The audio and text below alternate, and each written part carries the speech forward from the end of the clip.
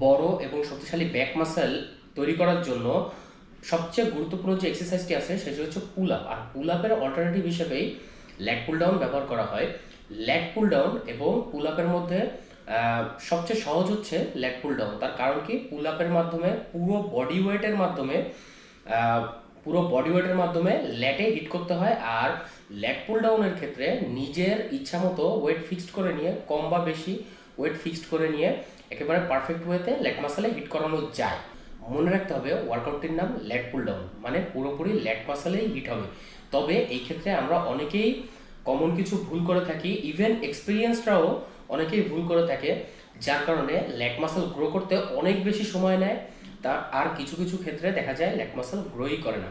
আসসালামু আলাইকুম এভরিওয়ান, আজকে আমরা আলোচনা করব যে ল্যাগ পুল ডাউনের ভুলগুলো কিভাবে সংশোধনের মাধ্যমে খুবই অল্প সময়ের মধ্যে ল্যাগ মাসেল গ্রো করা সম্ভব।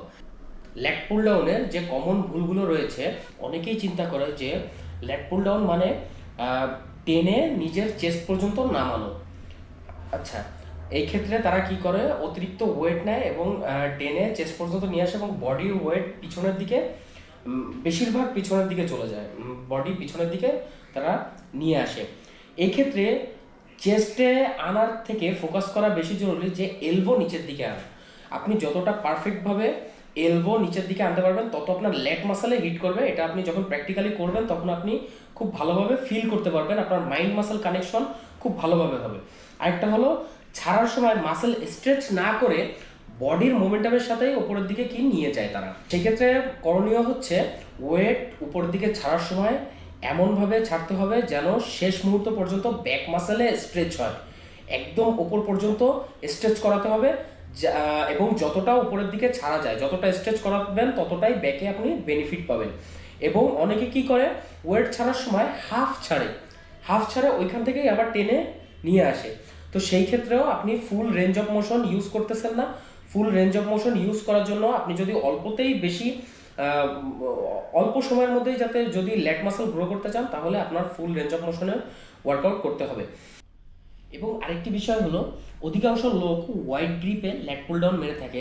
তার কারণ তারা মনে করে যে আমি যদি গ্রিপ ওয়াইড করে ধরি তাহলে আমার ব্যাক মাসেল অতিরিক্ত চওড়া হতে পারে।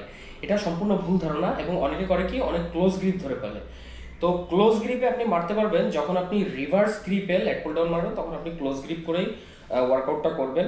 তবে ওয়াইড গ্রিপের ক্ষেত্রে আপনি অতিরিক্ত ওয়াইডও করতে পারবেন না, অতিরিক্ত ক্লোজও করতে পারবেন না। একটা কমফোর্ট জোন আছে যেখান থেকে আপনি পারফেক্টলি ল্যাগ মাসেলে হিট করতে পারবেন এবং আপনি মাইন্ড মাসেল কানেকশন করবেন যে আপনার ল্যাগ মাসেলে হিট করতেছে কিনা। যেই গ্রিপে আপনার ল্যাগ মাসেলে হিট করবে ওই গ্রিপটাই হচ্ছে আপনার জন্য বেস্ট একটি গ্রিপ হবে। এইবার আসি স্ট্রাপস ব্যবহার করার উপকারিতা। যদি স্ট্রাপস ব্যবহার করেন তাহলে বেনিফিট অনেক বেশি পাবেন। কারণ গ্রিপ ধরে রাখার ক্ষেত্রে অনেক সময় কি হয়, অনেক সময় ফোরআর্মস দুর্বল হয়ে যায়, কিন্তু ল্যাটের আরও দেখা যায় 2-3 রেপস করার মতো পাওয়ার থাকে। সেই ক্ষেত্রে আপনি যদি স্ট্রাপস ব্যবহার করেন তাহলে আপনার ফোরআর্মসের উপর লোড কিছুটা কম পড়বে এবং আপনি ল্যাগ পুল ডাউনে আরও দেখা যাচ্ছে এক্সট্রা 2-3 রেপস এবং কোনো কোনো ক্ষেত্রে 4 রেপসও আপনি বেশি মারতে পারবেন। আরেকটি বিষয় হচ্ছে, ফুল রেঞ্জ অফ মোশন না হলেও আপনি হাফ রেঞ্জ অফ মোশনে করবেন শেষের দিকে। ধরেন আপনি 8টা রেপস পারফেক্ট মারলেন, তারপর আপনার উচিত হবে আরও 1টা বা 2টা ট্রাই করা। সেটা যদি হাফ রেঞ্জও হয় তাও সমস্যা নাই, কিন্তু ট্রাই করবেন যাতে একেবারে শেষ পর্যন্ত মাসেলে হিট করার চেষ্টা করবেন। আরেকটি বিষয় হলো ওয়েট সিলেকশন। ল্যাট হলো অনেক বড় একটি মাসেল, তাই ল্যাট গ্রো করার জন্য একটু হেভি ওয়েট দরকার, কারণ বড় মাসেল গ্রো করার জন্য একটু হেভি ওয়েট দিয়ে ওয়ার্কআউট করতে হয়। এখন বিষয় হলো, হেভি ওয়েট মানে কত হেভি, এটা হচ্ছে মানুষের একটা কনফিউশন থাকে। কতটুকু ওয়েট নেওয়া একটা মানুষের জন্য জরুরি, কতটা ওয়েট নিলে তার জন্য ওই ওয়েটটা হেভি হবে। যতটা ওয়েটে পুরোপুরি কন্ট্রোল ওয়েতে 6টা থেকে 8টা রেপস মারতে আপনার মানে অনেক কষ্ট হয়ে যায়। 6টা থেকে 8টা রেপস পর্যন্ত আসতেই আপনার অনেক কষ্ট হয়ে যাবে যেই ওয়েটের মাধ্যমে, সেটাই হচ্ছে আপনার জন্য হেভি ওয়েট।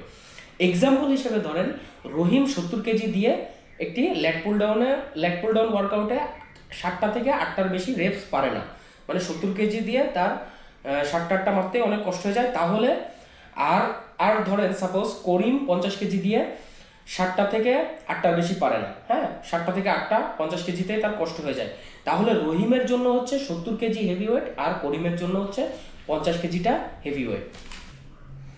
আশা করি বুঝতে পেরেছেন। আর যদি কোথাও বুঝতে সমস্যা থাকে তাহলে ভিডিওটিতে কমেন্ট করে জানাবেন। আর ভিডিওটি ভালো লাগলে ভিডিওটিতে লাইক দিবেন। আর এই ধরনের আরও অনেক ভিডিও পাওয়ার জন্য চ্যানেলটিকে সাবস্ক্রাইব করবেন। আজকে এই পর্যন্তই। আল্লাহ হাফেজ।